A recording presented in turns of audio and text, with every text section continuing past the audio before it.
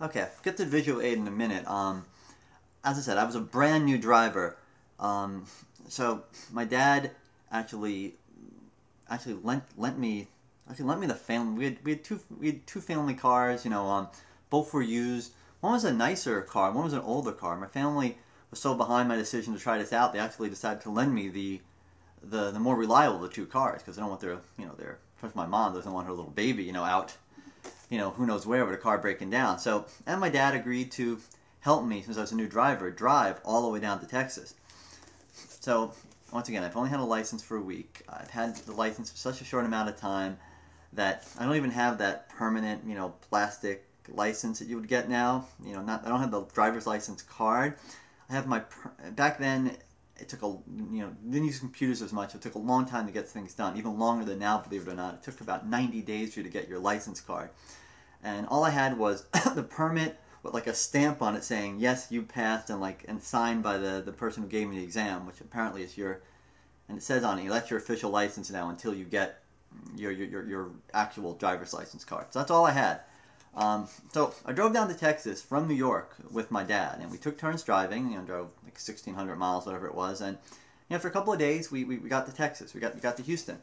Now, the place where I was working, if this represents Houston, right? If the place where I was working it was very much on the east side of Houston. It was either right to the very east of Houston, or maybe a little bit beyond the city limits. I don't remember exactly. And we got a hotel roughly here, a little bit outside the city limits as well.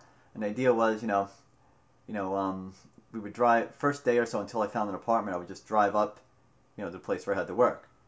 So I'm kind of driving, so I don't even think my path from the hotel to my new office even passed through Houston city limits. And that's significant because, as I said, when I was driving to work, my dad and I practiced, we drove there, we drove back, we found the route that I could remember, and, after being there a few days, I was still in the hotel, and my dad took a plane home, so, there I was, on my own, in Houston, just a little bit to the outskirts of Houston, and didn't have an apartment, and the idea was, on my first day of work, I was going to talk to Human Resources, and the company had agreed to, hook me up and help me find an apartment. But at this point, I still have no apartment.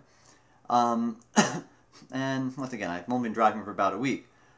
So, morning of my first day of work, and it's Monday morning, all right, big day, first day in the real engineering world. I'm going to try this out. And so I take my little drive, driving to my new job.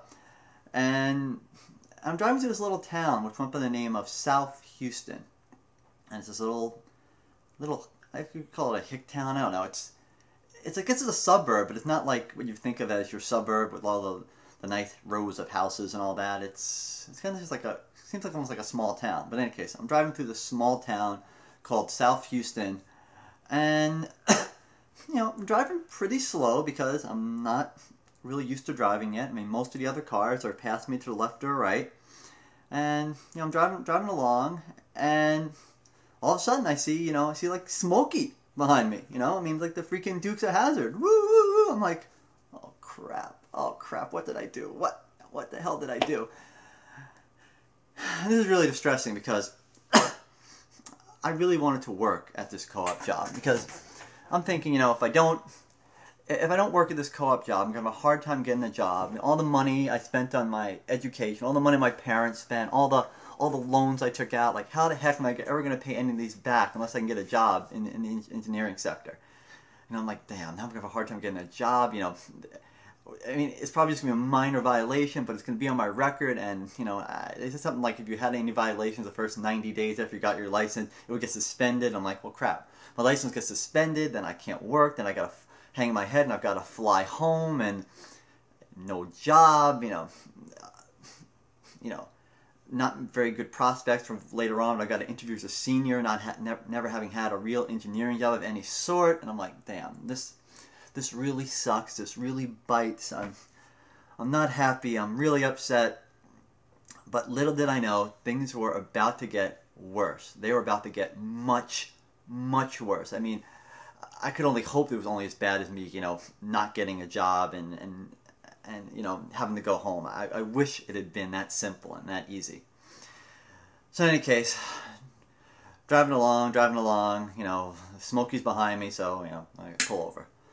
Pull over, worrying about what's going to happen, you know, get my license and registration out, all that kind of stuff. I get that little sheet of paper, and here comes, you know, here comes Sheriff Lobo, you know, whatever you're going to call him. He's coming up to the car. All right.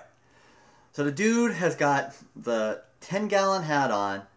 He got the badge. He's got shades on. He's got the shades on, like the true stereotype from the movie. And I swear to God, the guy's name was Officer Law, as an officer of the law. So Officer Law has pulled me over, and he comes up to the car, you know, and he's got that, you know, stereotypical Texas accent, like, you know what you were doing there? I know, you know why I pulled you over? I'm like, oh, no, like, you're going 35 miles an hour. I mean, actually 31. You're going 31 miles an hour in a school zone. The sign back there said 20 miles an hour. Later on, I found that this was just your classic speed trap. The school, you know, if this is the road going up and down this way, you know, and I'm traveling on the road this way, the school was 6 blocks in that direction. Actually, no, I was going this way. The school was 6 blocks in that direction. I mean, nowhere near this main road. Nowhere near. But, you know, I guess it's the only main road in town where they can pull people over, so they made an excuse to have a school zone there. And it was 35-mile-an-hour speed limit. Like, for 2 blocks it says 20. Everybody else is going, I'm only doing 31. Everyone else is passing me. No one really changed speed in the school zone as far as I could tell. So I'm not going that fast. Everyone's passing me, yet I get pulled over because, you know, I got the New York plates. I'm the Yankee in town. So they're gonna pull me over. So in any case, at this point I don't care. I'm just crap. I've been pulled over. And so, you know, the guy asks for my license. I hand him the permit thingy with the stamp on it, and I hand him the registration. Goes back to his car, comes back like a minute later and goes, "We got another problem here, boy." I'm like, "Oh, what? This here says that, you know, this is a permit. It says here that you need to have a licensed driver with you. You got a problem here. You need to have a licensed driver with you to drive with this." I'm like, "No, I don't need a licensed driver. I passed my road test.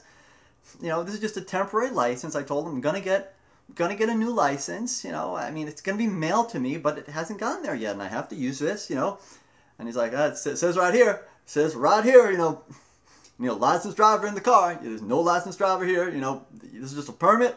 You know, you're in trouble for this. You know, I got to charge you with driving without a license. I'm like, no, I know, and I'm getting frustrated now. I'm like, crap, you know. And I'm trying to show a guy, look, I'm trying my best to explain to this doofus that this was an actual license. And then I made huge mistake in retrospect. Tremendous mistake. I'm like pointing to it, and I'm like, look, see the stamp? That's how it works. Like that's how it works in New York. That's how it works in New York. That was a big mistake. The guy pauses, he looks at me, and this is the pivotal point of this whole story. I'll never forget this. Looks at me and says, "This ain't New York, boy. This is Texas." That's when I knew it was going to be a very, very bad day.